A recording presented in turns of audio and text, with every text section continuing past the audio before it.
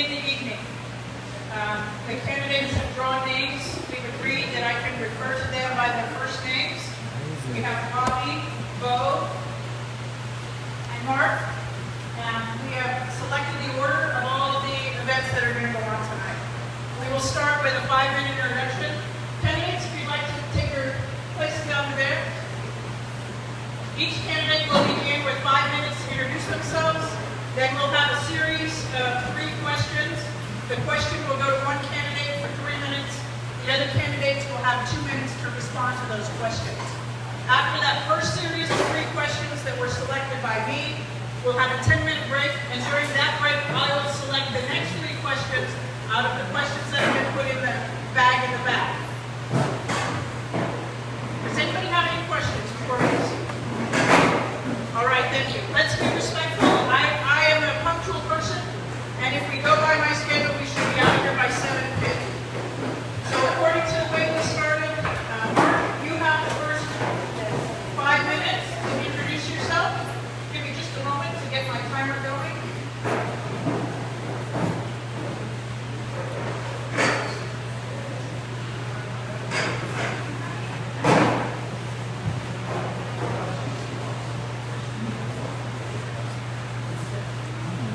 All right, you may begin.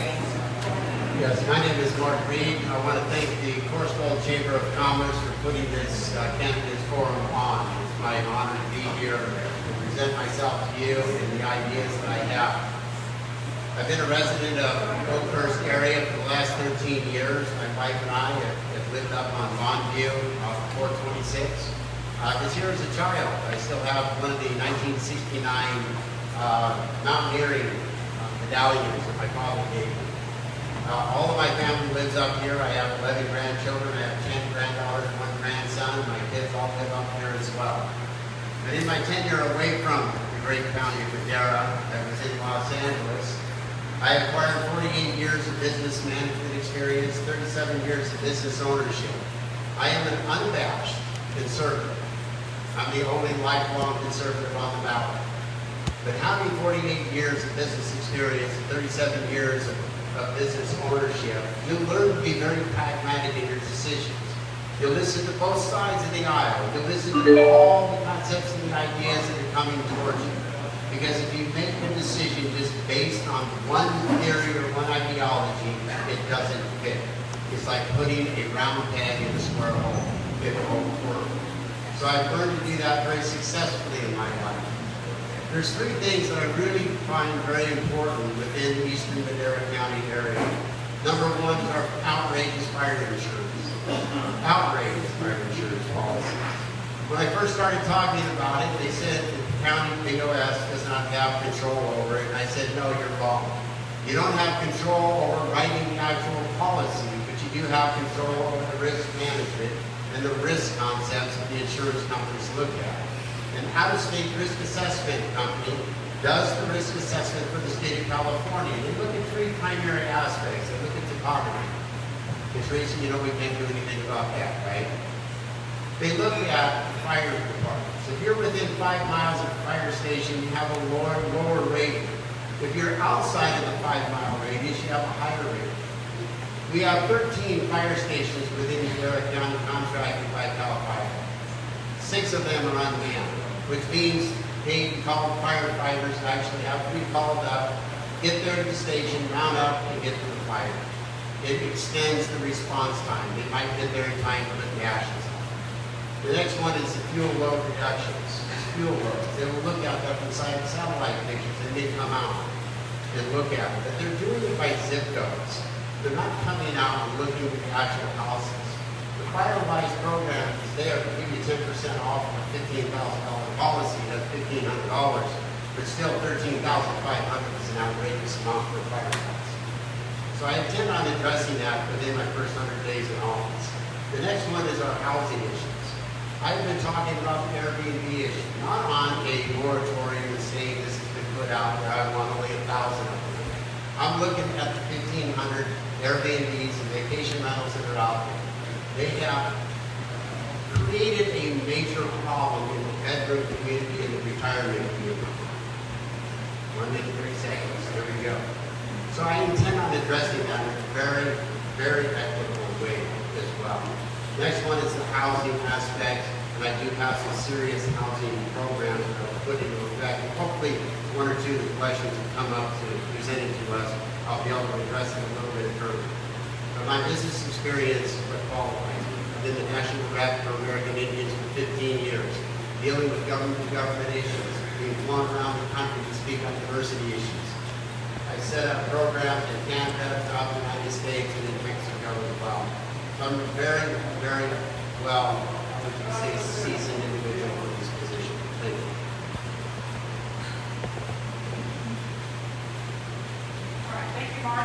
Next is Bo. Go ahead, Bo.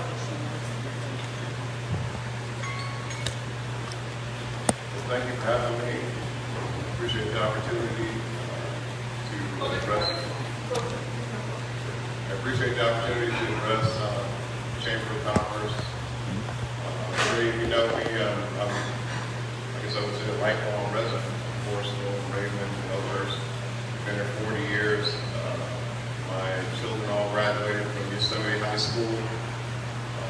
I've got 8 children total. 7 of them graduated from Yosemite High School, and 1 decided to go to Merit. And it was my only son. 7 girls in a row, last one was a boy. So I guess he was predisposed to it. So, but at any rate, I'm a, as you can tell, I wear a cowboy hat sometimes. Put your mic up. Can you hear me? Has to be real close. Okay. There you go. There you go. I wear a cowboy hat, I wear cowboy boots, because I am a rancher. That's what I've done. My family's been here close to 45 years, and that's what my father did primarily when he came to the valley. I just recently inherited it full-time, myself and my wife. She told me when, I don't know, on our 40th anniversary, after we had all of the dogs and puppies and cats and all of that, and she said, no more animals. She said, you can't even have a goldfish, you can't have a parakeet. We inherited about 150 head of cattle, and that's what her and I take care of every day. So we're pretty busy doing that. But I've been a real estate broker.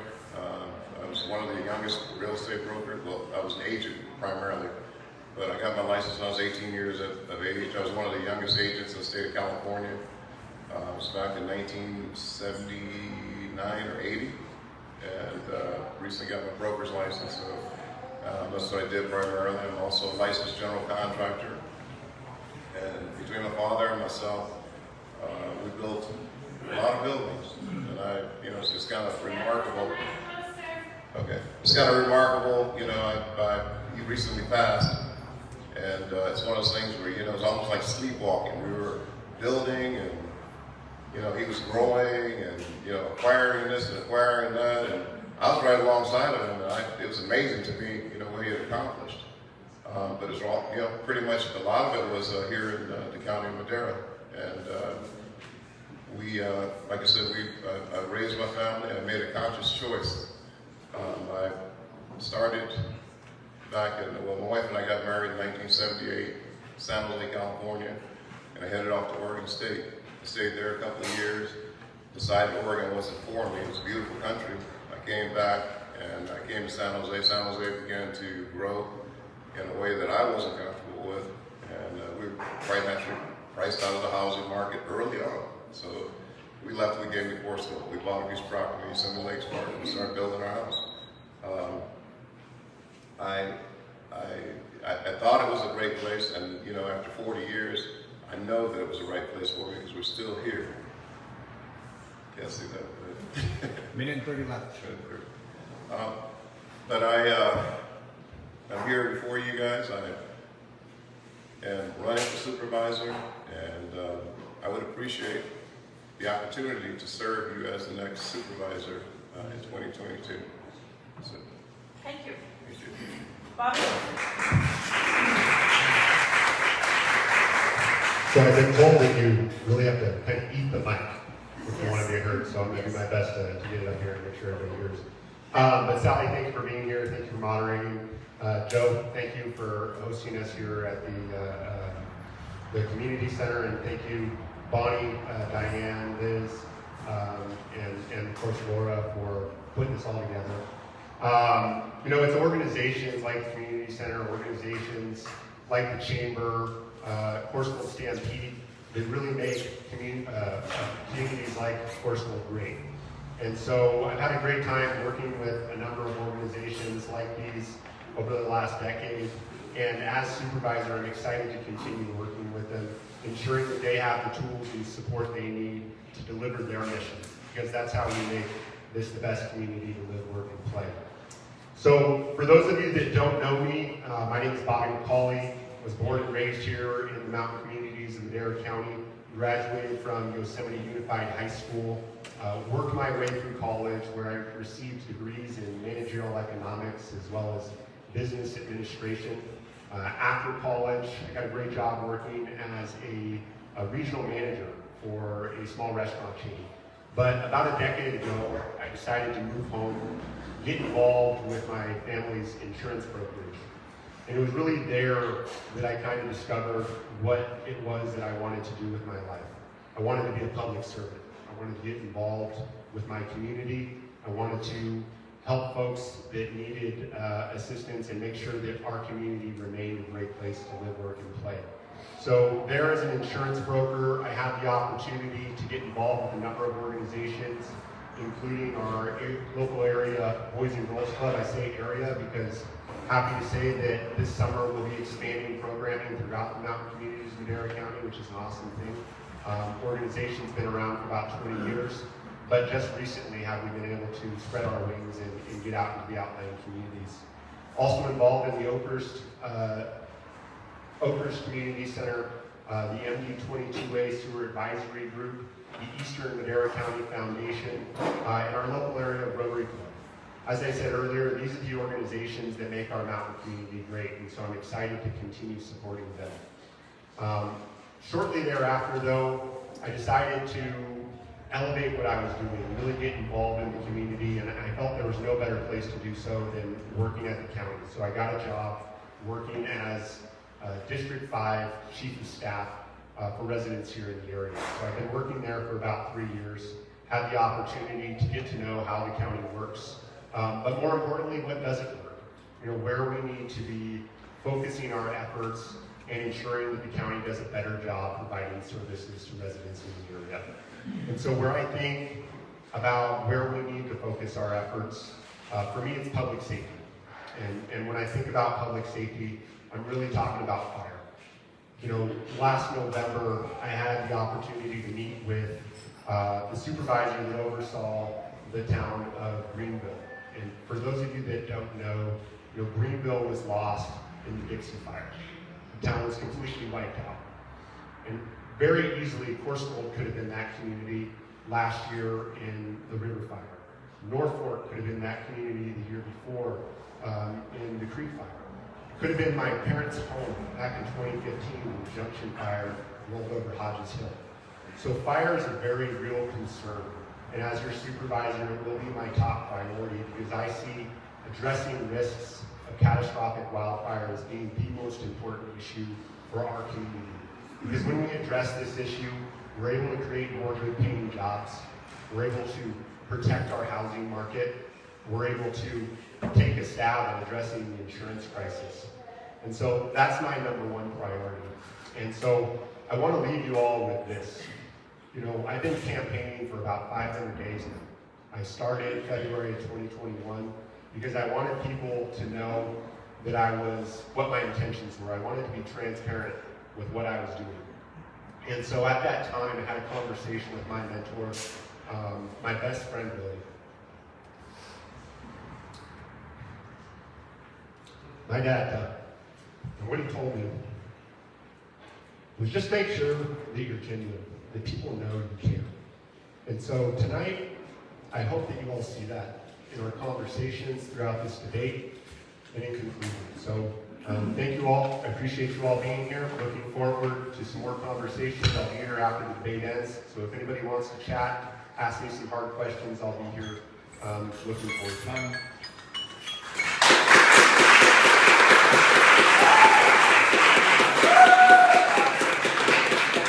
Okay, this first question is going to go to Bo, and Bo will have 3 minutes, And then Bobby will have 2 minutes to respond, and then Mark will have 2 minutes to respond. So Bo, the majority of the tax income that comes into Madera County comes from District 5. How do you see yourself interacting with the other supervisors if you're elected to make sure that District 5 gets its fair share of the revenue and the services back from the county?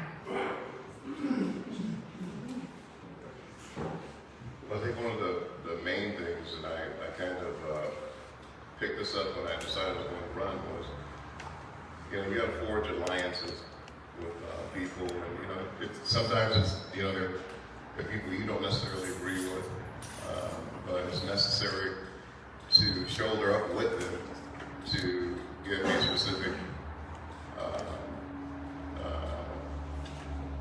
thing that you might need. And being a resident here, I know that that's been a concern of everybody's. They talk about forming special districts, and it is a very bad problem. All the money that we do have, I guess it does go down the hill and doesn't come back. I made a promise to a couple of guys that were running. Well, one guy's running. I said, you're in district, whatever it was he's running for, and I'm in this district, and I said, when it comes time for us to vote, I said, let's vote in accordance to, what we need. And, my constituents, yes, we need more funding. I wanted to do a hospital up here. I think a lot of people up here, there are a lot of seniors, and everybody says, well, how are you going to do that, Well, part of it is reallocation of funds. Everybody's talking about fires, and they're talking about the fire stations being funded. I think Mark mentioned there were 6. I understood there was 8. 5 of them were unfunded, were unmanned, and part of it is I think we have priorities, and our priorities they're not the same as the ones in the valley. And I think that a person that's been around here and kind of watched, and like I tell people, I go from Shaver all the way to Coulterville. All these back roads, I've seen it, and they all look the same. They all look the same, okay? And we've got a consistent problem, and it's the fires. And I think that's what we need to do. We need to get those dollars back up here to get the fire departments up so that they can help us in our time of need. That's it. All right, thank you. Bobby, you have 2 minutes to respond. So in short, it's hard work, it's planning, and it's comprehension. Without these 3 things, all our dollars go down to the valley. And so we need to have a better understanding of how our dollars are being spent, how they're going to the state, and they're coming back to us in different programmings. And we need to do a better job of planning to ensure that we have systems that work for Eastern Madera County. So that way we can address the unique needs of all 16 communities, individual, unique communities that exist within our district. And so, as your supervisor, I don't think any candidate up here tonight is going to have a better understanding of the systems down at the county, how the funding works, and how we can do a better job of bringing those funds up the hill. We're already doing it. I can tell you right now, last fall we were able to bring up $500,000 in funding to help support our Firewise Madera efforts. These are the programs that are going to help keep our communities safe. And so that's the kind of work that I bring to the table, is ensuring that we're able to get those dollars again back up the hill. Thank you. All right, Mark, you have 2 minutes. This is where business experience comes into play. I've been recruited by 2 different organizations, KCT and the Screen Actors Guild, to sit on their boards and to be able to get programs done. And these are completely opposite political ideologies of mine. When you sit down with 4 other board members, how do you get them to understand the needs of the district? How do you get them to agree to shift the taxes? You do that by doing the forensic audit of the actual tax money that's going down there. You have to make an argument based on facts. $5.3 million of TOT money goes down to the valley. We don't get any of it back. Our firefighters are paid minimum wage. That's unacceptable in my mind. So you have to argue from a position of what is right and what is just and what is the actual revenues that are going down the valley. You can only do that by doing a forensic audit of the budget. That's it.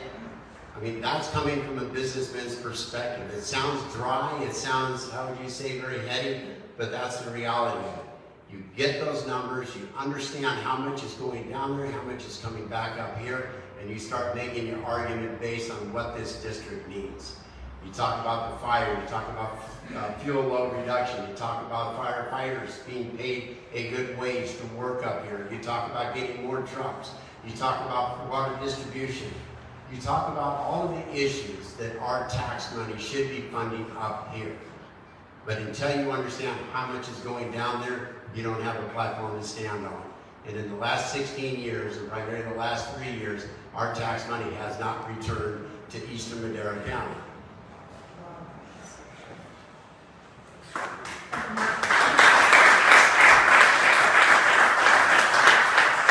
Okay, Bobby, this next question starts with you. I know a lot of the county dollars are already sort of spoken for, and they're required to go in particular places. With regard to the discretionary spending of the county, how would you prioritize spending discretionary dollars that flow through the county? So currently, 70% of our discretionary dollars go to public safety. That is the DA's office, that is the sheriff's office, county fire. We have agreements with CAL FIRE, the state organization, to increase our fire stations. So we've actually got 7 fire stations up here in Eastern Madera County, and to fund our jails. And we have a small portion of those funds that go to our roads.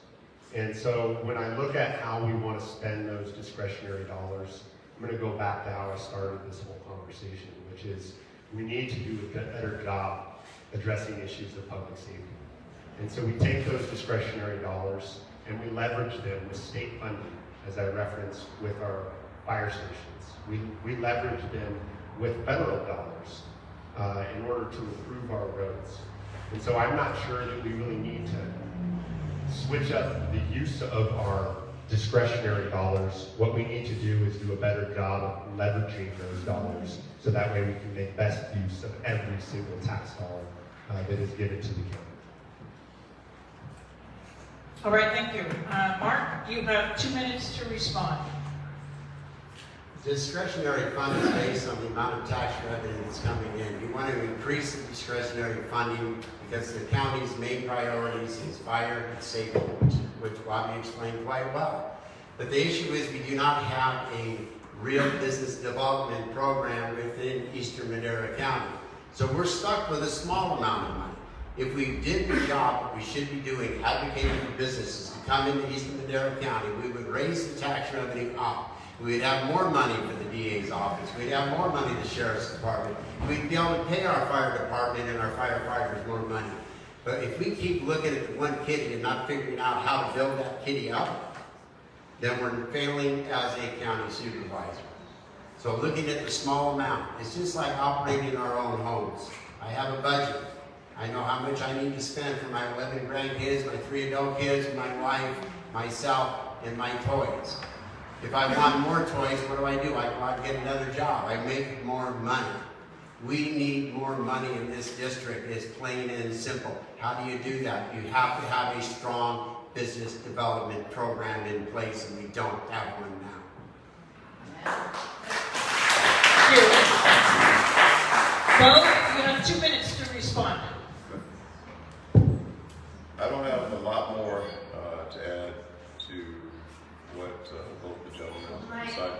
I don't have a lot more to add to what both gentlemen next to me have mentioned. I would say that, Bobby's almost an incumbent, so he's he's privileged to a lot of information that I don't have.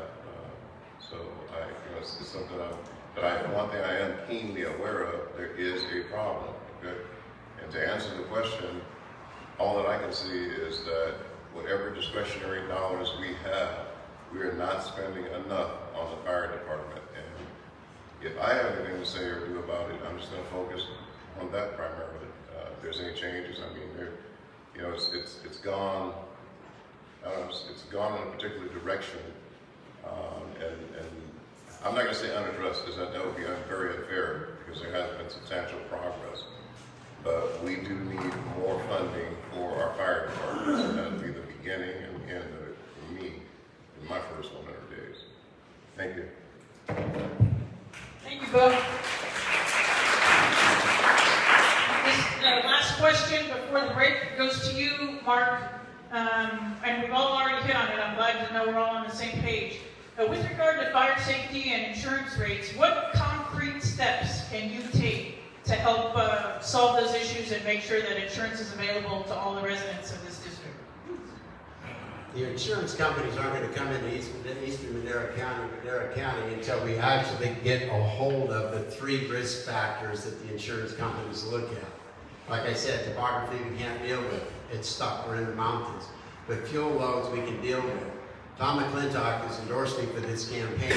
Had a great program up in Lake Tahoe. I've already talked to 3 of the contractors that did the fuel reduction, did the logging of the area and the underbrush and took it all out of there. That's what helped stop that fire from going through. We need the same kind of innovative ideas of bringing logging back up here to thin the forest down, to take out the underbrush. We also need to ramp up what I was saying earlier, the spending on our fire department. We need to have higher pay for the called firefighters. We need higher pay for the individuals who are on staff 24/7. We can't do that until we start having a solid business plan in this district because we're stuck with a small amount of money. And that money is stretched thin. You hear the county constantly say every day, when you call up about a pothole, you call up about a road, you call about anything, we don't have the money. Why don't they have the money? Because we're not advancing in business up here to increase the tax dollars. One of the biggest problems we have up here is housing. That does feed into the tax dollars. Every house that comes in that is built new gets onto the rolls of the property tax rolls, brings in more money to the county. We need to look at all the ways of building our own purse rather than figuring out how to shuffle the small amount of money that's in that purse. And until we get business-minded individuals in there, we're going to be stuck with the same thing. Go after grant money. Let's raise taxes. Let's do this. Let's do that. Never build the base of the pot that we need to dive into. And that is the primary function that I'll be working on right there, is building up our housing, building up the businesses in the community, building up our tax base, building up the tax revenue that goes into Eastern Madera County, and then look exactly at what our budget is and demand in a very eloquent businessman's negotiations abilities that I have of bringing those funds back up to Eastern Madera County for our services.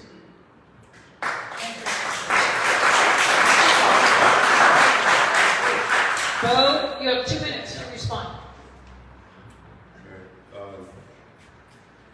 Okay. I think the approach that I would take our elected supervisor,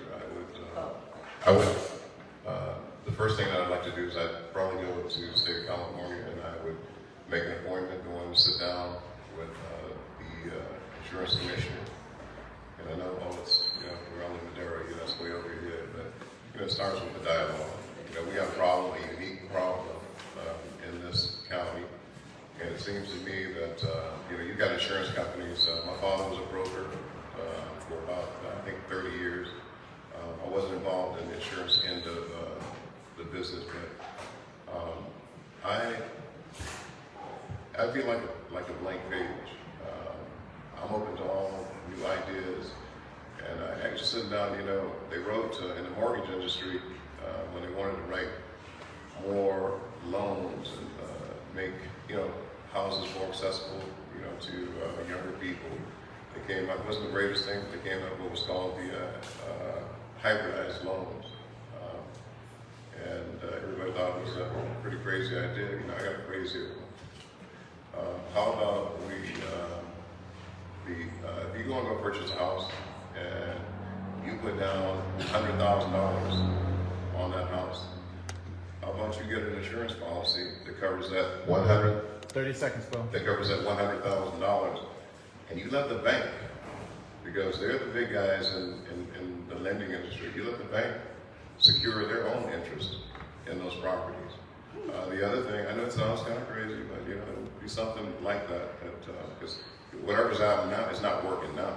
And you can cut all the lawn, all the grass, you can do anything you want to do around your house. It's not going to make them lower what they can take from you, and they're going to take and take and take until somebody stops or somebody comes up with something different. It's time, Bo.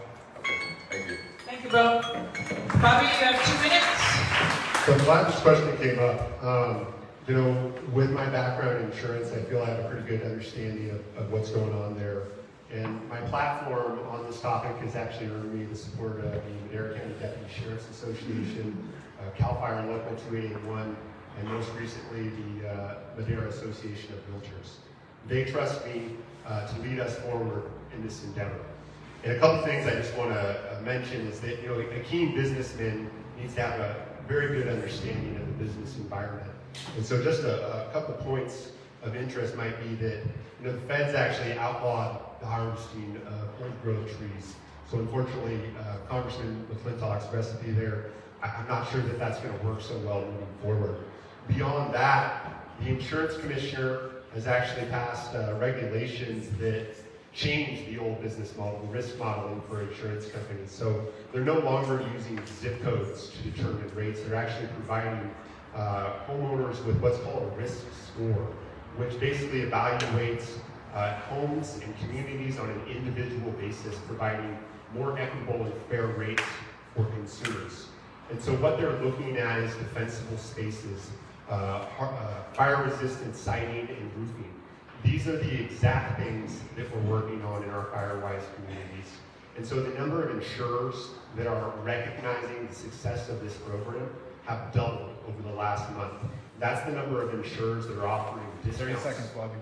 That are offering discounts on your insurance premiums, okay? And beyond that, the murmurings coming out of the state is that those discounts are going to be doubled as well.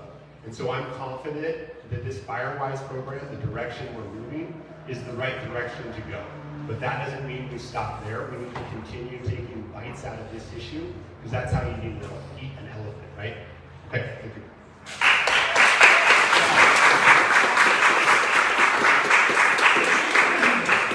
Okay, I love it when we get ahead of schedule. We're a little bit ahead of schedule, so we're going to take a 10-minute break, and there may be more than 3 questions after the break. So let's take 10 minutes. If you have a question, now's your time to write it down and put it in the envelope or in the bags in the back so that we can go through and make sure we get all your questions answered.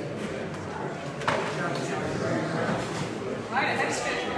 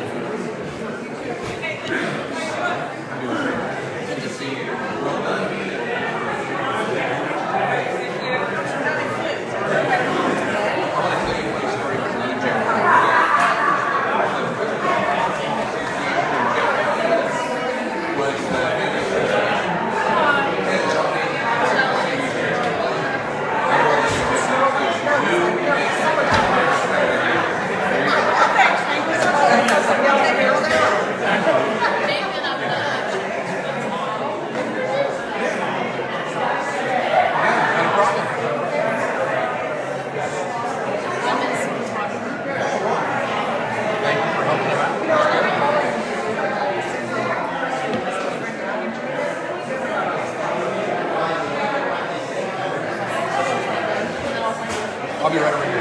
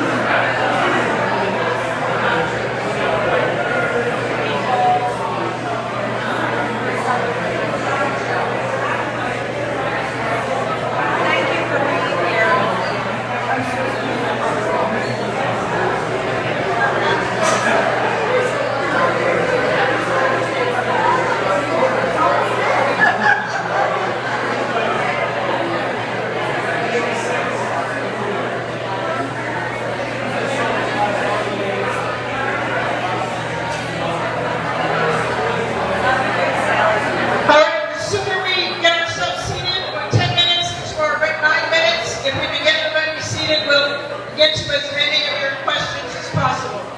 So let's sit down, let's get our candidates back up on the dais, and let's get them some questions.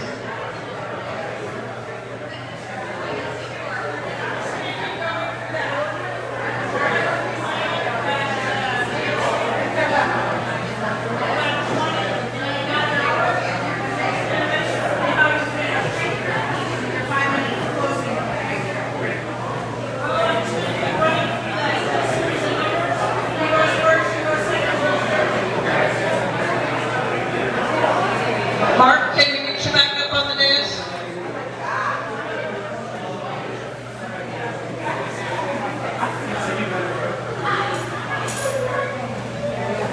Mark, I'm just going to keep running through that series of numbers.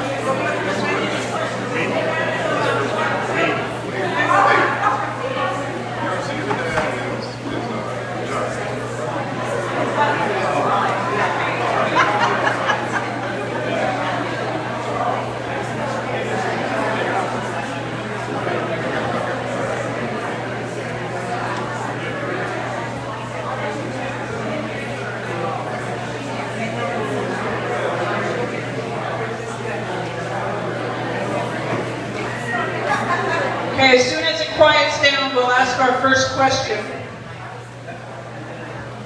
The first question is going to Bo, and then Bobby, you'll have 2 minutes, and Mark, you'll have 2 minutes to respond in that order.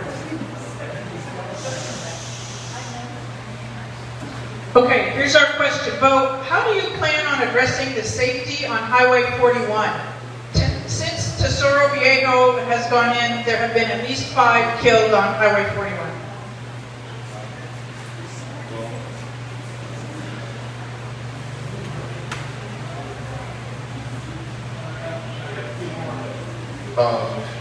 Yeah, Highway 41, I used to work, when I lived in Yosemite Lakes Park. I traveled up and down Highway 41, and Ergo was a single, well, 2-lane highway. It was really dangerous. You know, one of the things that I've noticed is they've widened the corridor, which is a good thing. In the winter conditions, you know, which I know we're not in, I know the winter conditions, they did actually correct some of the problems. That was flooding. There was an area, I believe, we called it Texaco at the time, but there was an area that you go down, you actually hydroplane as you drove down into Fresno. So that was actually kind of dangerous. I think they took care of that flooding issue. What I would do, I think, put a series of stoplights, you know, control the traffic. I think I used to count, you know, I left Yosemite Lakes Park. I used to tell people, you know, to get there, go up 1, 2, 3 stoplights. You know, I don't know how many miles it was, but you know, it was because there was not that much traffic control. Aside from that, I don't know if I would know anything else to do except for to control that traffic by starting and stopping. All right, thank you, Bo. Bobby, you have 2 minutes. So there's a little louder this time, I think. So there's a number of things we can do there. You know, first and foremost, I think it's the desire of residents in the area to expand 41 to 4 lanes. Ultimately, that would be, I think, the safest alternative for us. But there's other things we need to look at as well. You know, improving access to Road 416. You know, we see a lot of accidents there. So actually, if you look at Measure T, you know, that project was put in Measure T as a priority project.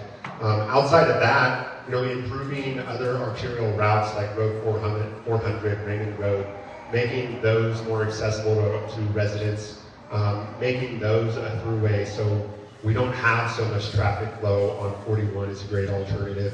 Something we can do to help mitigate the risk. But when it comes to paying for improvements on 41, ultimately what has to happen is Caltrans need to come in as a partnership with the county and make those improvements. We can do this by lobbying with the state or state legislators in Sacramento and actually working with the feds as well. You know, there's federal dollars out there that are available to counties to improve access into federal lands. It's called Federal Lands Access Program. And so these are the kind of avenues that I'll be looking at to improve safety on Highway 41. It's expanding 41 through partnerships with the state and the feds. It's improving access onto roads. Anybody that's driven on 41 knows that there's half a dozen to a dozen different roads in which you're taking your life in your own hands when you're taking a left turn, and it shouldn't be that way. We need to have safer roads, and so that will, of course, be a priority for me as your supervisor. Thank you, Bobby. Mark, you have 2 minutes. Okay, before my time starts, Sally, can you reread that? Because that's a very specific question, and I have a question in response back to it. Well, I'm not going to be able to get that for you, but how do you plan on addressing the safety on Highway 41 since Tesoro Viejo has gone in at least 5 dead? Well, the question I had about the 5 deaths, were they alcohol-related, drug-related, or were they just really specific accidents? At least 4 of them I know were alcohol-related. Okay. You can put all the signals up you want. You can put roundabouts. You can do whatever you want to do. And until we start dealing with the drug and alcohol problems within our community, we're going to continue having these major kind of wrecks.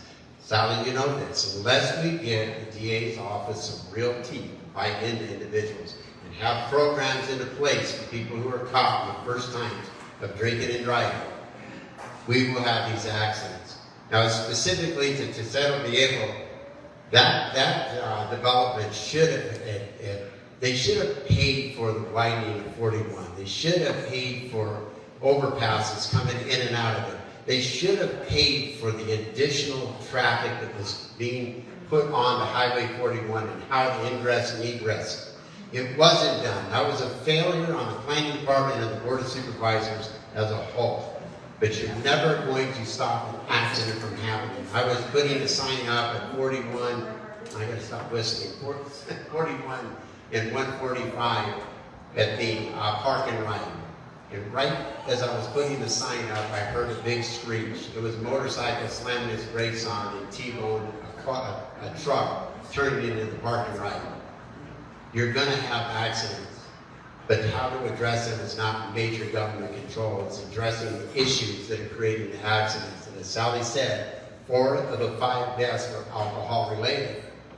We have to get serious about this in our communities. We have to get serious about it with our kids. We have to look at the actual core problem and address it from there. Thanks, Mark. Bobby, this next question comes to you, and then Mark and Bo, you'll have 2 minutes to respond. So Bobby, with the integrity of elections being questioned, what will you do to ensure secure elections in Madera County? Well, I want to start off and say that Tesoro Viejo is paying for the expansion of Highway 41. They're paying for it all the way up to 415. So the environmental's been completed. That road will be expanded. I need you to move on to the current question. Absolutely. So when we talk about election integrity, I'm not running for elections, right? We have an elected official in that position, and she does a fantastic job. Over the last 3 years, we've caught a number of individuals attempting to skirt the system, commit voter fraud. So we've caught 2 individuals who have attempted to vote for one of their dead relatives, and we caught another individual who was guilty of registering voters from outside the county. So I have a strong faith in our elections department, Becky Martinez. I think they do a good job. And if the time comes at some point in time, I need to run for elections. We'll see. But right now, my focus is on the duties of the supervisor and ensuring that I can address, the purview of that position, not elections. Thank you. Mark, you have 2 minutes. I've spoken to Rebecca Martinez. She has her whole heart into her job in ensuring a safe, fair, and an honest election. However, I'm one of the few defendants on a lawsuit in the state of California that is suing the state of California for the last 10 years of legislation that has been passed that creates the fertile grounds for election manipulation. Can't say fraud because fraud is a legal term. But we are looking at how do we get back to the hallmark of this nation, and that is integrity within our elections. If the general public doesn't feel that the election was fair and correct, then we're failing at our jobs as a whole. And in addressing this, just like Bobby said, I'm not running for the elections position, I'm running for county supervisor. The county supervisor does have a little say-so in looking at it. And until this nation gets back to fair and equitable elections, one election day, you have to mail-in ballots that are justified, meaning you're in a rest home, you're out of the country, you're military. There's no reason to show up, no reason not to show up in the ballot box and cast your vote. And if we can get back to that, our elections will be held and they will be looked upon as fail-proof at that point. But this mass mail-out ballots throughout the state of California, I've known several houses that have had 4 or 5 ballots that have been delivered to them for people who don't even live there anymore. That's ripe for fraud. If you can't catch them all, and this is not just addressing Madera County, this is addressing the entire state of California. And I've looked at several counties throughout the state, and the manipulation of elections is there, and it's based on legislation that's been passed in the last 10 years. And that's what I've been fighting for about 10 years myself. Thank you, Mark. Bo, you have 2 minutes. Okay, I don't have a lot to say about, voter fraud or voter integrity. I just know that, there's an election that's coming up. It's one man, one vote. Once the votes are cast, hey, if I won, I'm going to accept that. If I lost, I'm going to accept that as well. I have 100% confidence in the lady that runs the elections in this county. And I also lived in Fresno County briefly. I knew a lady by the name of, she was the registrar in Fresno County. And I was really, really, really impressed with her as well. I've known Rebecca Martinez. I've voted for her over and over again. So I got confidence there. But when I was in Fresno, Brandy Orr was the registrar. What I was impressed about her was I was concerned. I said, I'm voting last minute like I always did, I literally walked up to the elections office. I had my ballot in hand. This lady walked up to me, shook my hand, introduced herself as a registrar. What was more important than that, or more impressive than that, the very next year, it was 2 years, same place, same time, that lady walked up to me again and she asked me, was I satisfied? Well, she personally asked me, was I satisfied with the results? I never thought I'd run for office. And like I said, I believe in the system. I'm just not one of those guys that, going to go out and go question too much. I'm not going to accuse anybody of doing anything fraudulent or illegal. I think we have a great country. I think we have a great system. And like I said, I'll say it again, we have a good registrar. And I think it'll be a great result, however it turns out. I had a fair shot, and that's all I ask for. Thank you, Bo. This next question starts with you, Mark. Do you have any plans to facilitate incorporating Oakhurst as a city? Why or why not? No, I don't. That's not a BOS initiative, that's a citizens initiative. That's really all I got to say about that. It's something we don't engage in. It's something that the citizens of Oakhurst or Eastern Madera County, if they want to do it, they're going to petition it, they're going to put it together. I think it was in 2007. They attempted to do it. It failed because multiple reasons why it failed. People don't want the city, the Oakhurst area to be incorporated. There is an initiative on the docket now, and that is a community service district. Community service district has the 19 services that a city does offer and or supply. Right now, it was passed, the resolution was passed on September 14th, 2021. It's going to go in front of LAFCO for a feasibility study, which is going to cost the taxpayers in Madera County $400,000. If it is feasible, they will send it to the voters for a 2/3 vote of the area that is affected by it. However, the way CSDs are funded by state mandate, it's a 1% fee or assessment onto your property taxes. The 5-member board that is elected by the citizens of the community service district will put it forward to the community. Do you want this service or not? The hammer that's over the head of the community service district is it's illegal for the county to supplement a community service district with your tax money. So more of our tax money will stay down in the valley. It's been floated out there that a tax sharing agreement will come into place. Well, the only tax sharing agreement we've seen by 4 other county supervisors, we're keeping all of your money and you can have nothing. So I don't think a tax sharing agreement is going to benefit us any which way at all. We need a strong supervisor that's going to stand up against the other 4 supervisors, negotiate to bring our resources back to Eastern Madera County, bring the tax revenue level up by having a strong business development program and housing program for Eastern Madera County. Thank you.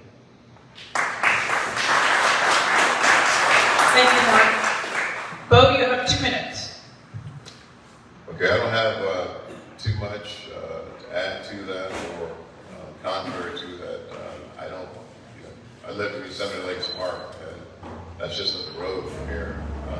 We moved here 40 years ago, and here we're talking about, breaking off and becoming, I don't know, a community service district at that time. It went nowhere, and I think I was up here when they were talking about putting an airport up in Oakhurst, and Oakhurst, wanted to, I guess it was 2007, and that went nowhere as well. Sometimes you got to be careful what you ask for. Everybody wants, you don't want to be taxed, but I think you're going to get more taxation than you're really anticipating, because none of this stuff will be done for free. You got to get a fire department, you got to get police department, lawyers, there's a bunch of stuff. And I don't think that people really anticipate what it is that they're actually asking for. So no, I would not support the community service district. Thank you, Bob. Okay, Bobby, 2 minutes. Not sure where to start here, but I am a little confused because I think at our last debate, not our last debate, the debate with the Oakhurst Democrats, one of the candidates let us know that he wanted to incorporate the entire mountain communities of Eastern Madera County. So confused by that first response, but a couple points of correction here is one, the proposed CSD does not require a 1% property tax. 2, it's not a $400,000 study, it's a $46,000 study. And of the 19 services that could be provided by a community service district, 17 of those would be considered latent services, as in they're not active services. The 2 services that would be included in said the proposed community service district would be fuel reduction as well as parks and recreation.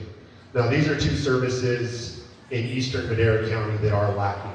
I had a conversation with the board members here at the community center before we started. And if you work in any nonprofits in this community, you know that we need help, we need support, and that's what that's about. And so when we talk about fuel reduction, we've all talked about fire, we've all talked about insurance.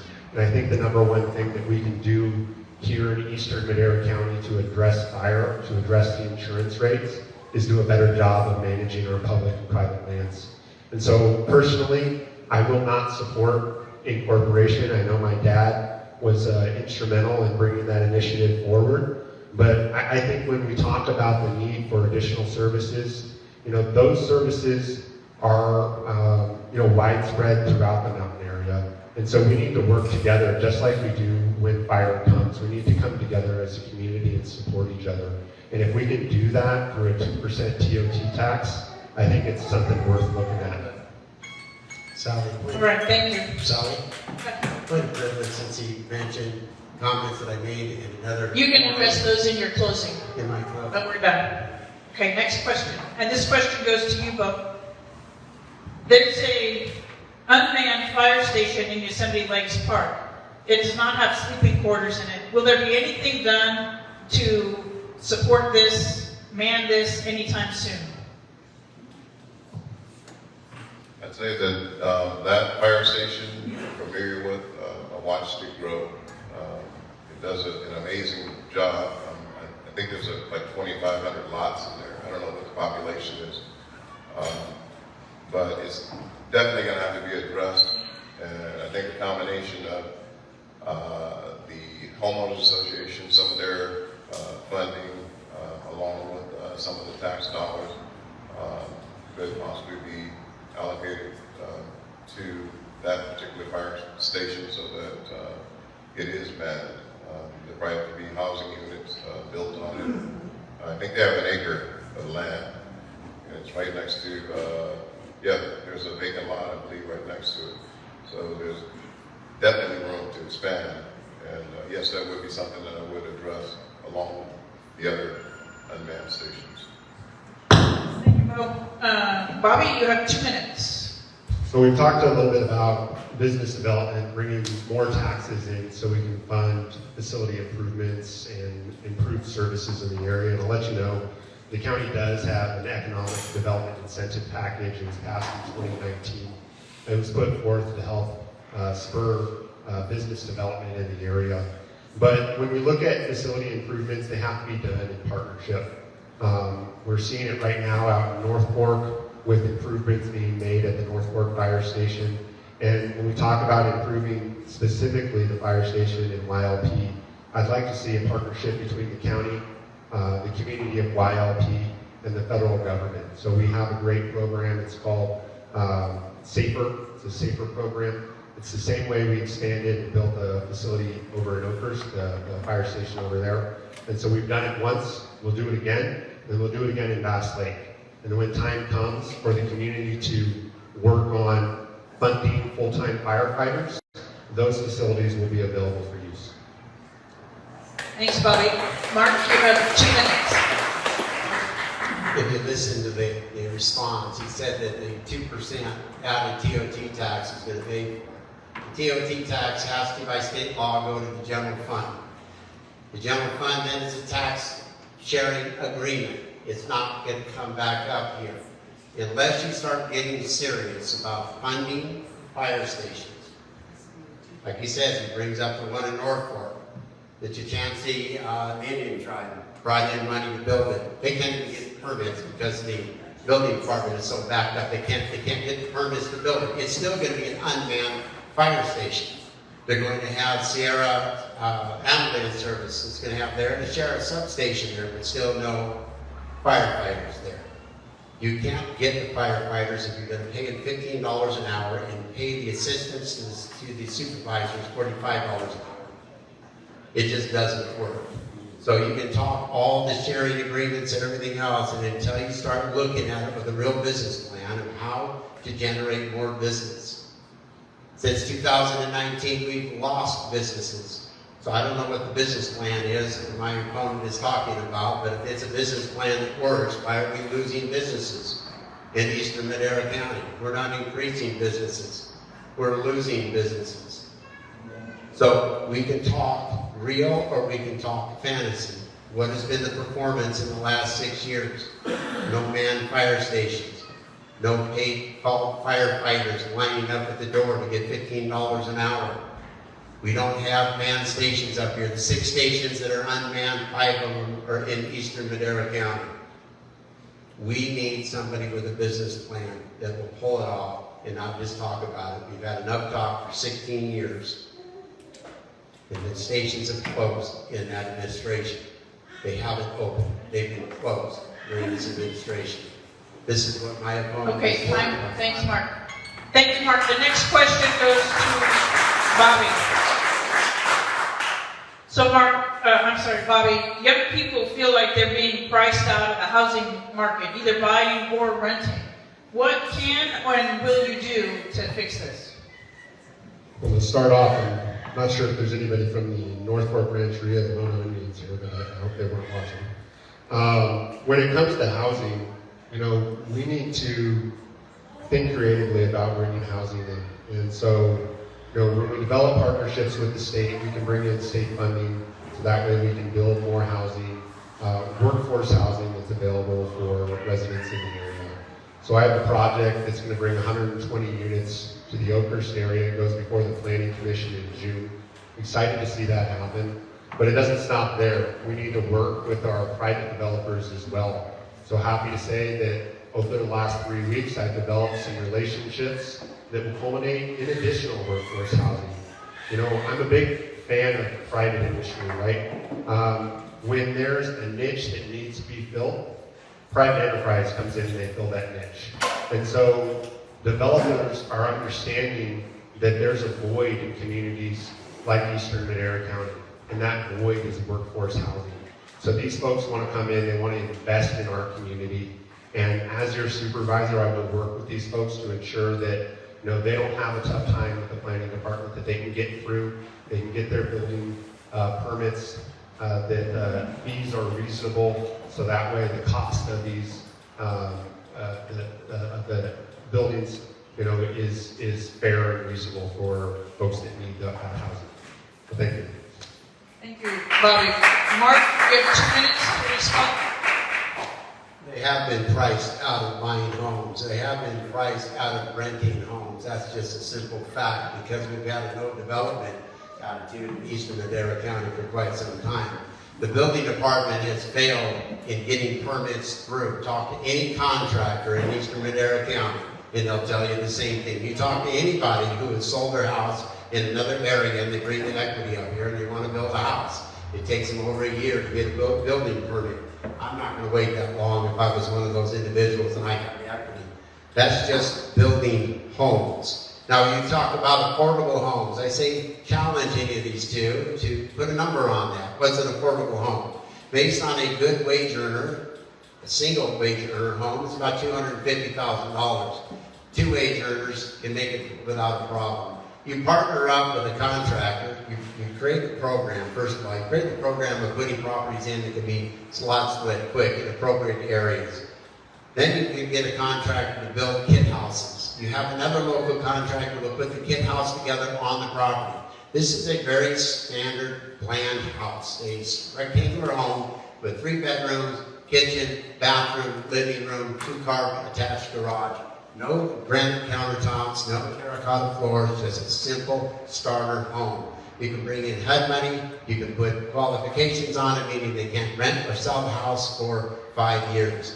The other aspect of it is we need to address, like I said earlier, the Airbnb, vacation rentals, and bed and breakfast. And I do have and I have talked about quite in-depthly, a plan to equitably address that so we can protect the integrity of our bedroom communities and retirement communities. Bo, you have 2 minutes.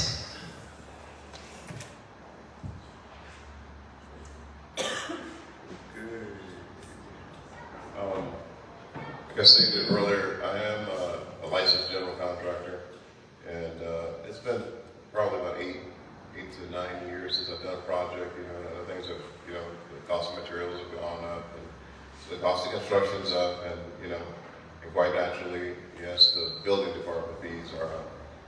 What I propose to do to help jumpstart the economy and possibly bring in some first-time buyers or some younger people is to defer the building fees.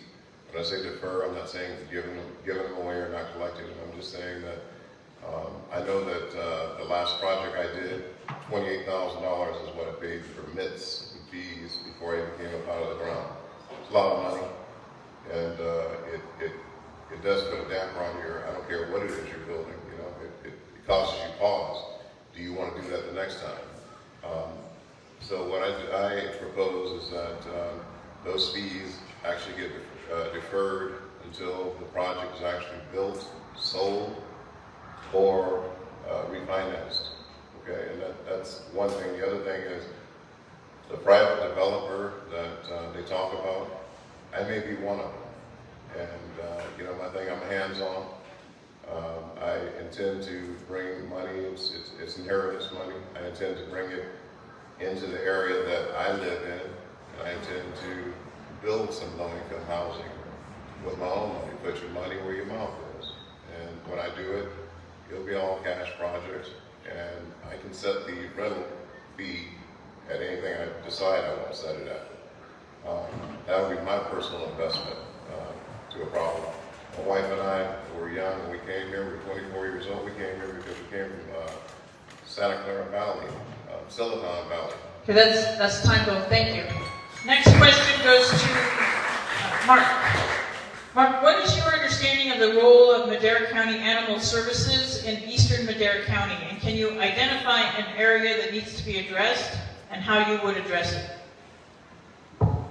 I've owned the ranch for quite some time. I have a company that does educational programs for schools, teaching kids about animals, how to take care of them, what they're all about, all ranch animals.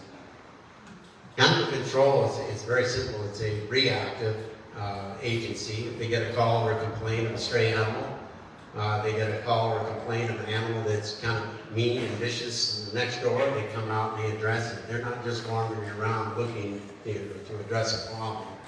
They're reactionary to problems that exist within the community. Somebody is starving a horse and somebody is starving a cow, they go out there and they take care of it. That is the proper role, is humane treatment of animals. This is what I've been doing for 20 years. One of my companies is dealing with animals and the proper behavior and treatment of them and housing. One of the few licensed exotic animal carriers in the state of California. There's only 480 of us that have permits to house primates. And I've dealt with primates, trained primates and large cats for about 25 years. And so I'm very, very familiar with a large swath of animals and how to take care of them, dealing with the USDA, Fish and Game, and local departments as well. As long as you work with them, they work with you, and they will bend over backwards because they're individuals who really care about animals. And it's pertaining to any area where there's an abused animal, is the top area to me. People always ask me on my ranch, what is my favorite animal? My response is always a happy, healthy animal. And that's it. So I don't know of any major targeted areas. Well, there is actually one. It just comes to mind over here right up the road here. There's a homeless encampment, and they've got about 40 dogs there. You know the one, Sally? I'm trying to think of it. I'm trying to remember the street name of it right now. It's right up here, about a mile and a half up. And those are issues that need to be dealt with and severely dealt with. Two of the people that are on that property have already been convicted of animal abuse. And when you're convicted of animal abuse, you're not allowed to own animals again. And so it's beyond my concept why there's another 20 to 40 dogs on that property again. So these are the things where working with the DA, working with the animal reg department is going after these individuals and hold them accountable for the abuse of animals.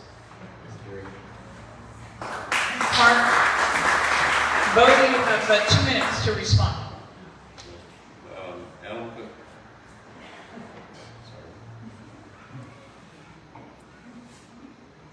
Animal control, they play a really big part of this county. One of the things that I know we have an issue with is stray cats, and I think we have about 4 or 5 of them, and they love to have kittens. They multiply really quick. The problem we've had is there a program in place that actually spays these cats so they don't multiply at the numbers that they do? Animal control, and I called. I know one of the ladies personally. And, she said that they don't have, they no longer take kittens and cats in to spay them. And I think it's a shame because it creates a hardship, a problem, because they're just everywhere. But they do have a very integral part to play. We have a cattle ranch, and one of the ladies that I do know personally, I call her out all the time. Hey, I get advice from her. What should we do? We have veterinarians come out and take care of, my animals for me. I'm really appreciative. I don't really have anything negative to say about the job that they do, and I appreciate everything that's been done. Thanks, Bo. Bobby? So, animal services is one of the toughest departments at the county, and really they're able to accomplish what they do in partnership, with the Friends of Madera Animal Shelter and Eastern Madera County SPCA.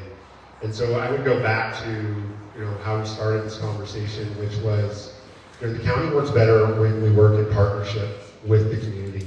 And working in partnerships with these nonprofits as well as educational institutions that teach individuals, teach our youth what it means to take care of your pet and what are the consequences of not properly taking care of your pet. So it's not a overly complex issue, but it's an issue that takes work and it takes attention. So I'm proud of the work that Madera County Animal Services does. They're very responsive. They follow up on issues of barking dogs, pigs, pig farms. We are a right to farm county, but that ordinance does have its limitations. And so it's important that people are educated about the issues. They're educated about proper care for their pets. And so again, working with our local area nonprofits, we're working with educational institutions to ensure that folks have the knowledge, the understanding that you can get a spay and neuter card from Friends of Madera Animal Shelter or from SPCA. There's resources available out there if you've got a feral cat population that needs to be addressed. And so getting that information out to the public is always going to be a priority. Thank you, Bobby. This next question goes to you, Bo. What steps would you take to improve or create staff efficiency in your staff if you're a supervisor?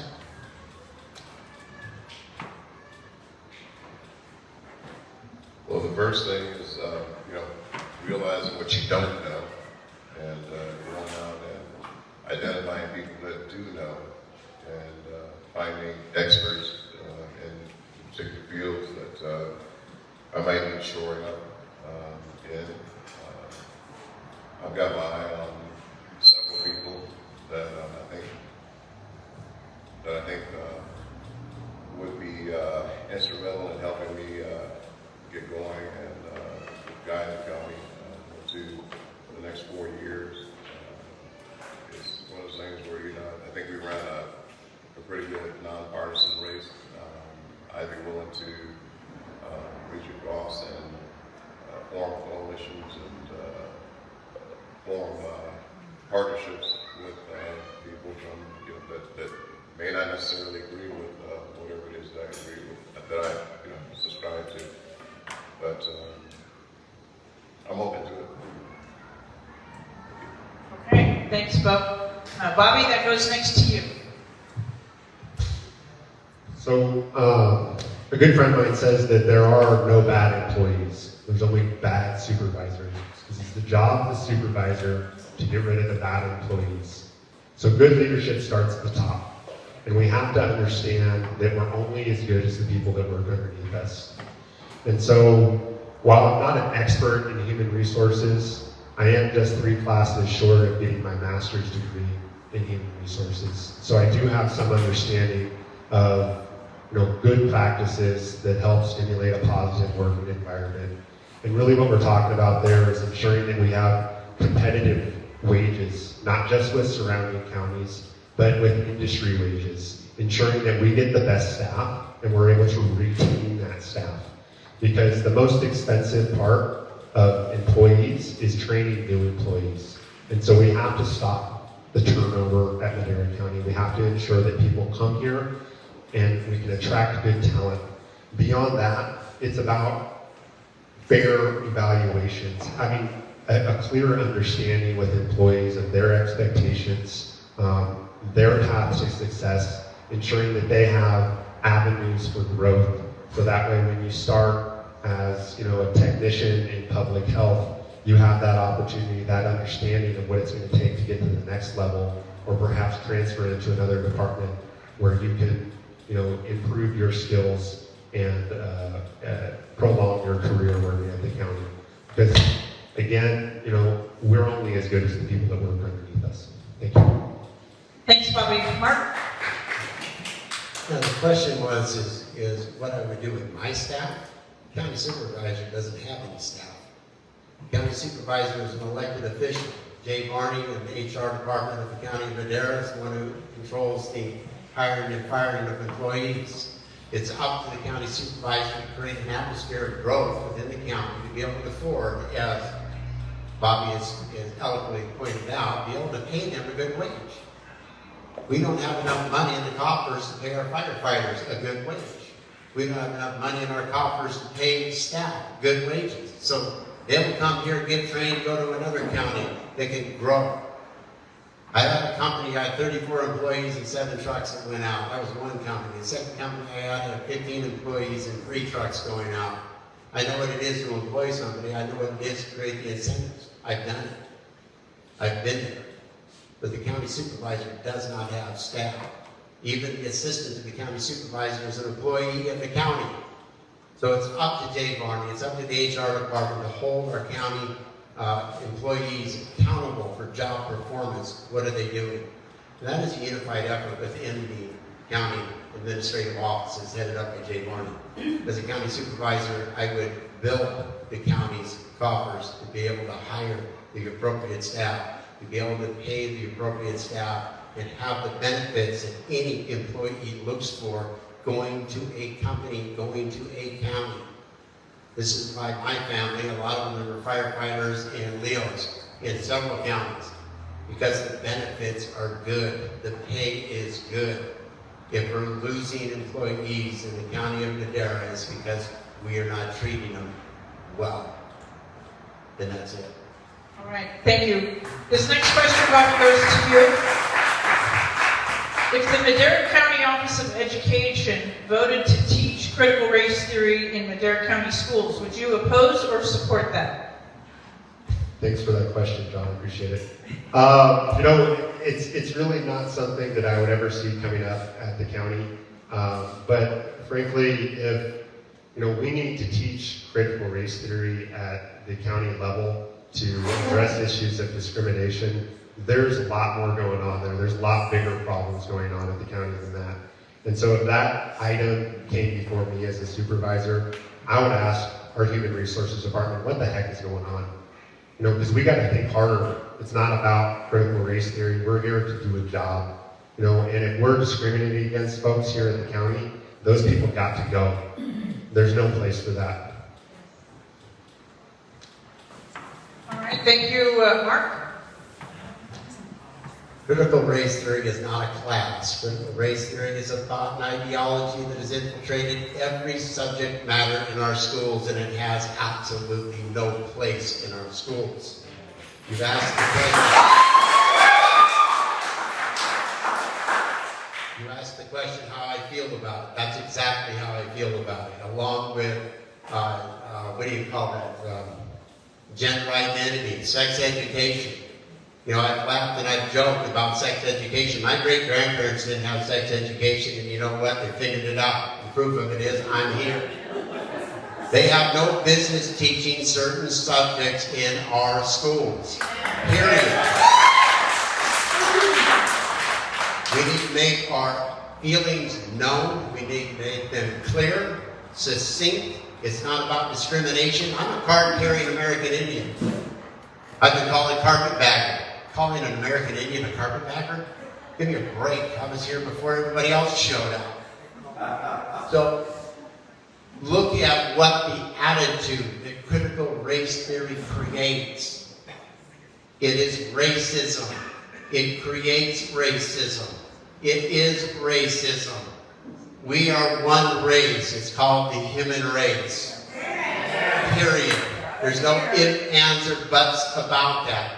And God made man and woman. Politicians made everything else.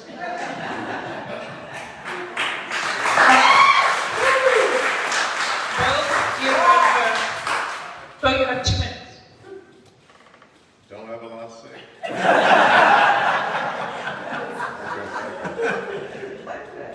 I don't have a lot to say about critical race theory. It is what it is. You're either for it or against it. I can only tell you about my family. I can tell you that, when it came to sex education, Every opportunity I got, I tried to opt my child out of it simply because what I wanted my children to understand and what I wanted them to believe in, I wanted it to come from my heart, my wife's heart, and our home. That was what was important to me. It's not up to me to force any ideology on you as far as, all I can say is, you guys brought up, or, Mark brought up, sexualization of, you didn't say it that word, in that way, but young children, I mean, it's school's not the place for it. It's not a place, they're too young, they're being children, and, whether girls, boys, but they're gonna figure all that out. I figured it out, my wife and I figured it out. We've been together since we were 14 and 15 years old, we got 8 kids. That's all I got to say about it. Hey, Mark, this next question comes to you. Road maintenance issues are ongoing here in Madera County. What's your plan to improve this? One of the big problems with road maintenance is the state has mandated that only 10% of the roads can be fixed in-house. The rest of it has to be prevailing wage. And so the county constantly tells us we don't have money. We don't have money. We hear that all the time.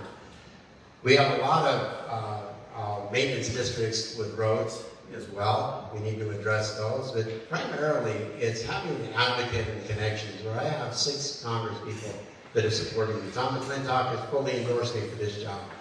Mike Garcia has fully endorsed me for this job. I can walk into their offices and start talking to them about advocating for the federal DOT grant money that comes back to us from our gas tax.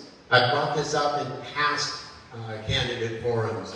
In 2018, both the Republican and the Democrat caucuses in the state of California failed to advocate for federal DOT tax money. They brought back one project, $18 million, in Long Beach. We need to hold our elected officials from the county level up to the federal level accountable and pressure them, work with them, bring back our tax money. As Bobby has talked about, coupling federal money with the state money, because we give a lot of money to the state, we give a lot of money to the feds through our gas tax. We are one of the biggest states that have the most expenses on fuel.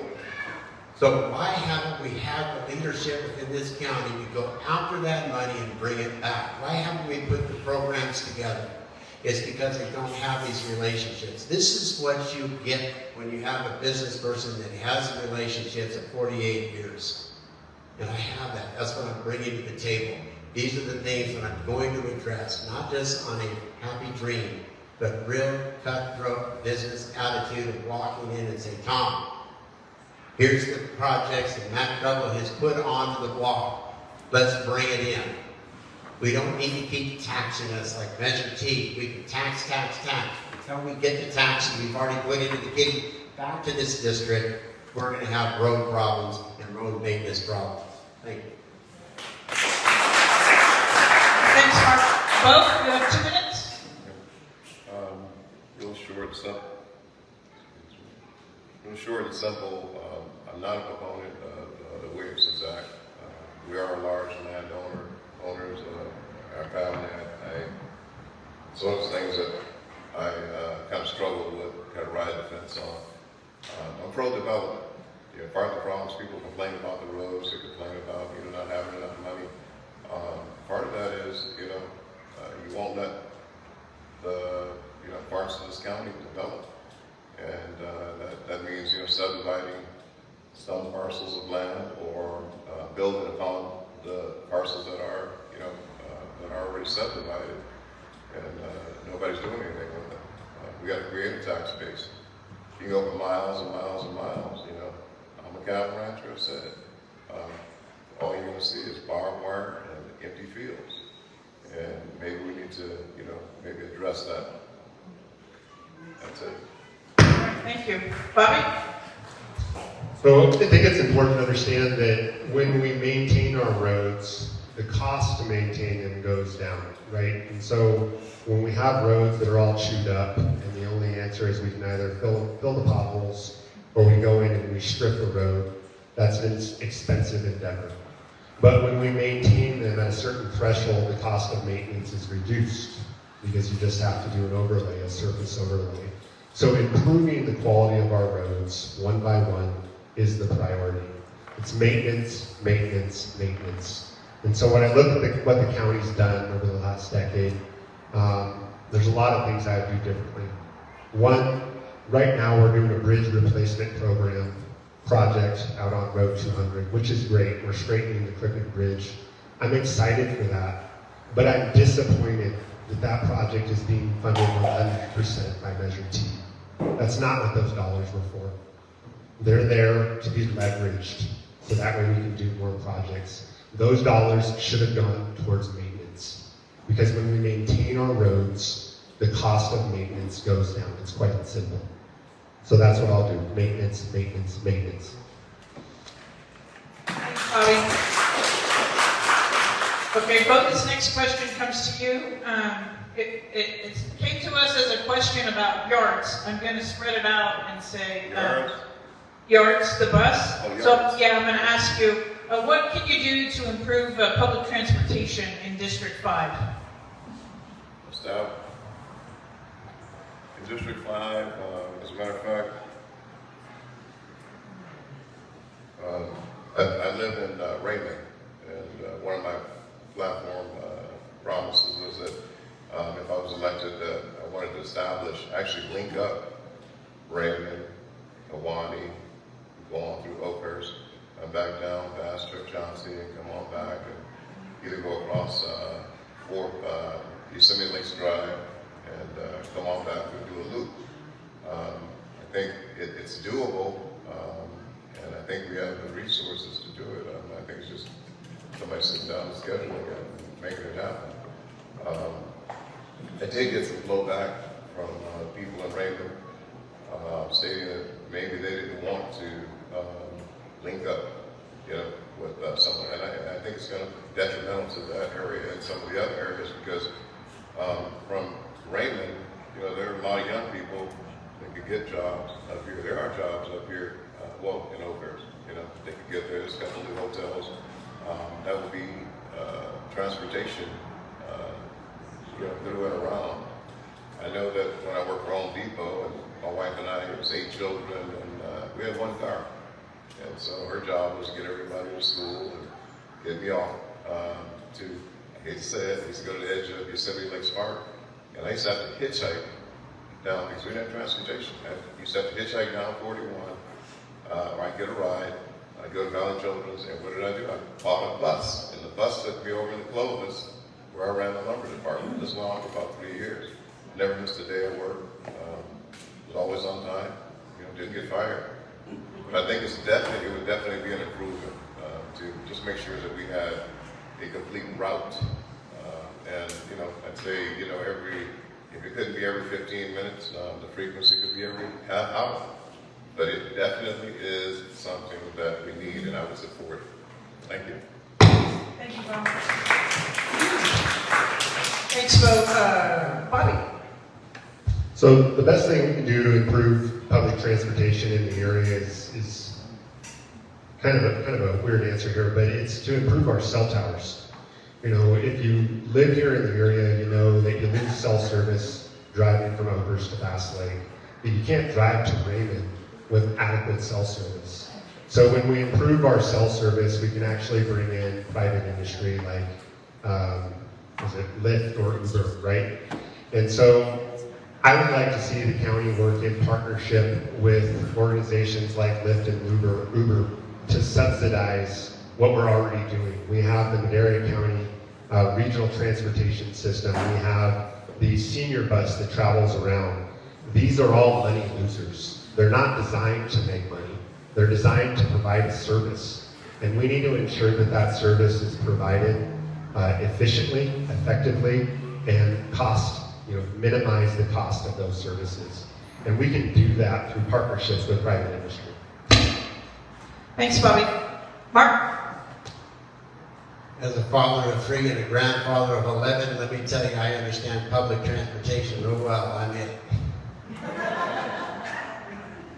Is it the proper role of government to supply public transportation? No. It is a benefit to offer senior citizens. It's a benefit to offer people with ADA, disabilities, to give them these access for mobility and accessibility to in-town services, supermarket and banking and so forth. But is it the government's responsibility to supply public transportation for the general public? No. As Bobby said, there isn't a public transportation system out there in the state of California that makes money.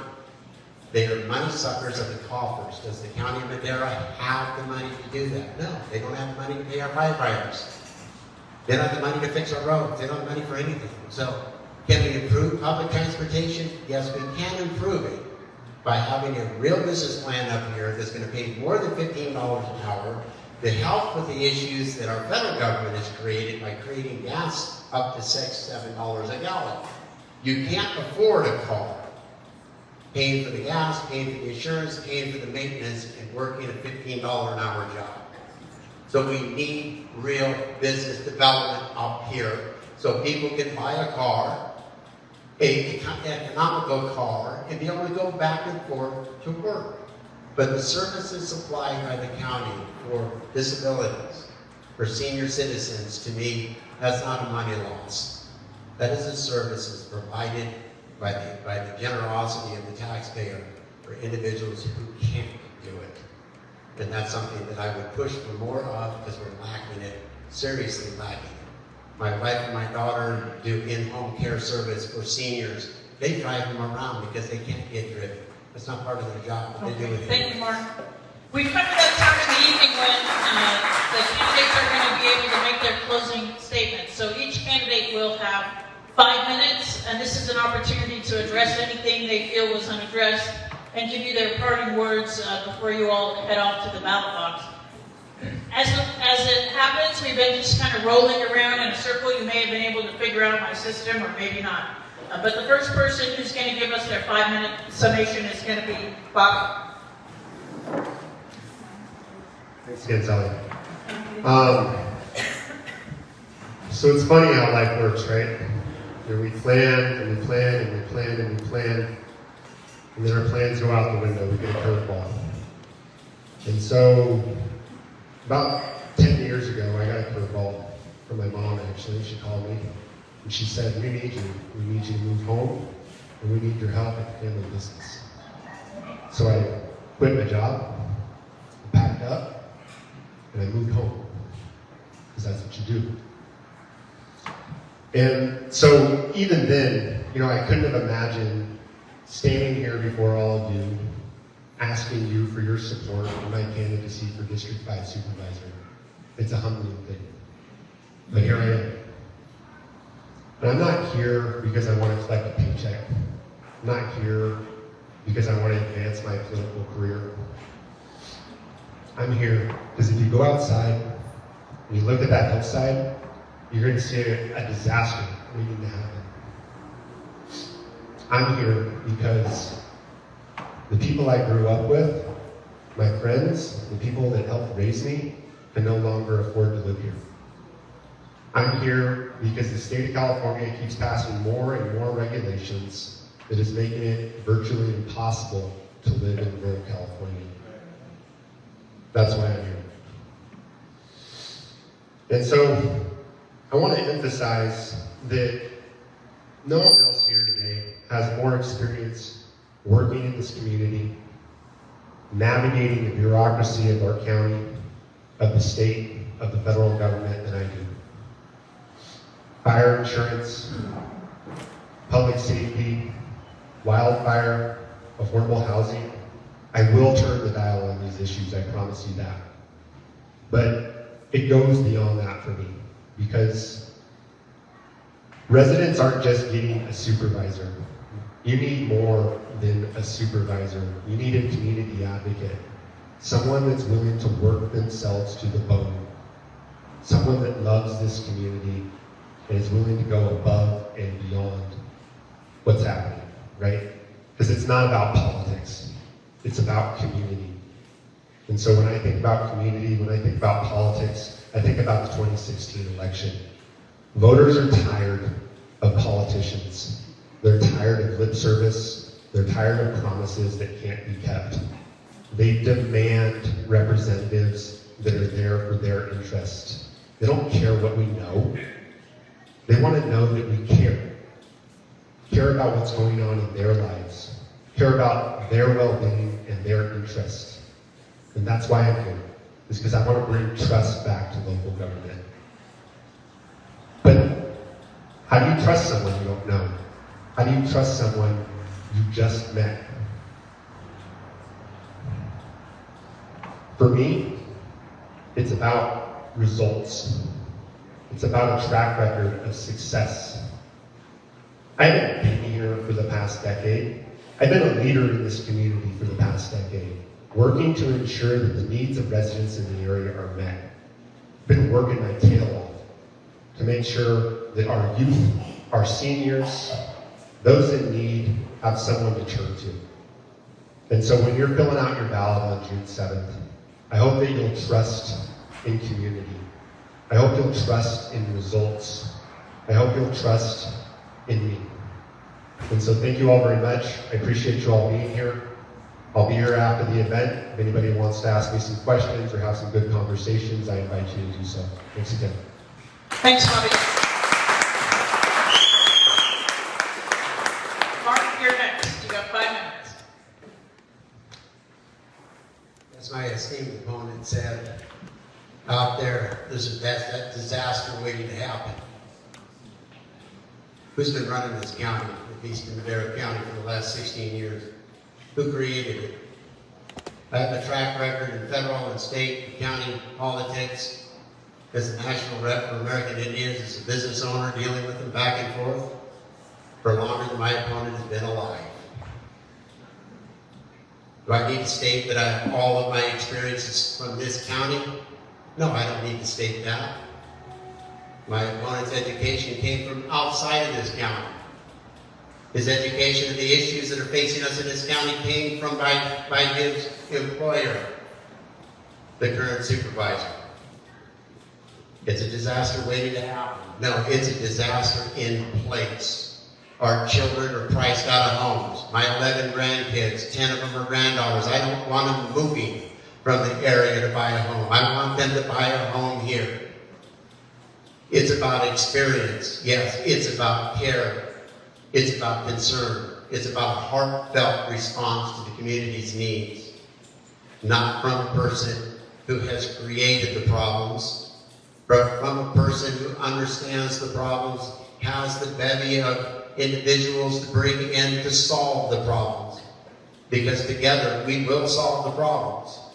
Together on the federal level, on the state level, bringing the proper resources here, we can solve the problems that have been created over the last 16 years.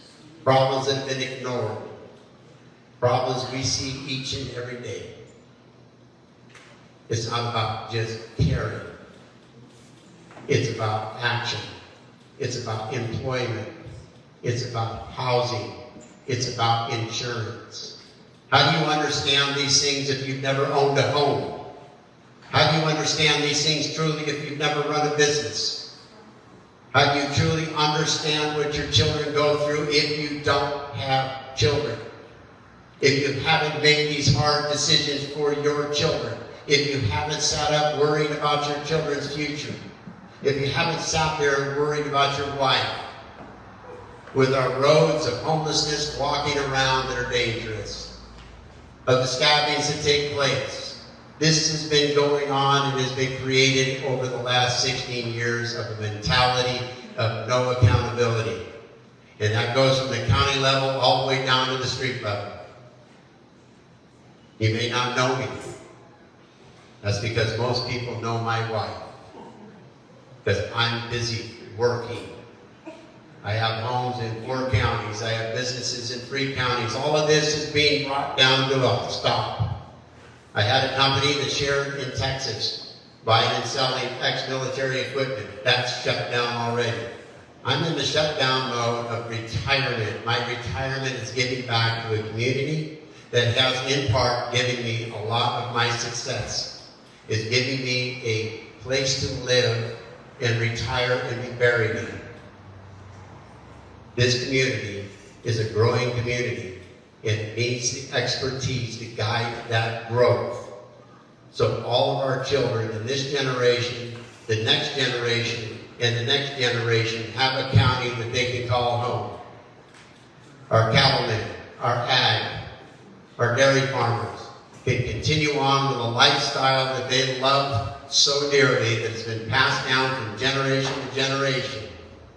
We can work in unison with one another of the massive diversity that exists in Madera County. It's up to you on this election day. And I'm very humbly asking for your vote. I'm very humbly asking for your trust.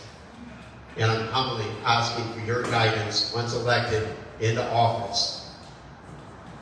As an open door policy, I will never shut anybody out, even if you can't stand me. It's one of my campaign slogans. That's my cell phone number on my tripod. I promise I won't change it.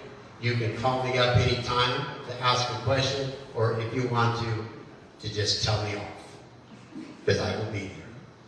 Thank you very much. Thanks, Mark.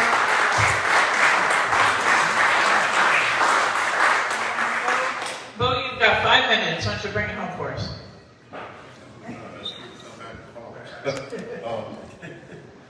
All I can tell you is that, hey, I've been here 40 years. Many of you know me. You've heard of me. Maybe rumors, whatever. You know me personally. Okay. One thing that you all know about me is I don't run. I don't back down. I bought my first property here 40 years ago. It was 2-acre parcel in Yosemite Lakes Park. And one of my neighbors said to me, he says, you know, what are you doing up here? And blah, blah, blah. I'm not going to go into detail, but that was my welcome into the neighborhood. Didn't deter me, okay? Stayed in place, built my house. When I came in here today, there's a lady that is a neighbor of mine. She lives in the neighborhood. And there was a little dust up I took on the internet because I made a comment about somebody being a racist, you know. My bad, you know, my miscalculations. It wasn't exactly, you know, what I was feeling, but I said that. First thing she said to me, hey, I live in Raymond and I'm not racist. You know, hey, that's right back in the face, okay? And one of the things that really motivates me and drives me is that when we came here, regardless of whatever it is I experienced, all that Mark talks about, I experienced it, the good, the bad, the ugly. It didn't change who I am. It didn't change who my children became. We had hardships. I remember a judge telling me one time, this is a pristine mountain community. People up here moved up here to get away from people like you. I didn't understand what he was saying, you know, because I just never experienced anything like that. But it was uncomfortable, but we made it work. 44 years later, you know, all my kids, I told you we had a daughter that was class valedictorian. We had one that was a homecoming queen. We had, you know, had them go on to become nurses. They became CPAs, journalist majors, you name it. I mean, you know, they've accomplished and achieved. I didn't let anything that was placed in my way, I didn't let it deter me, stop me, slow me down, okay?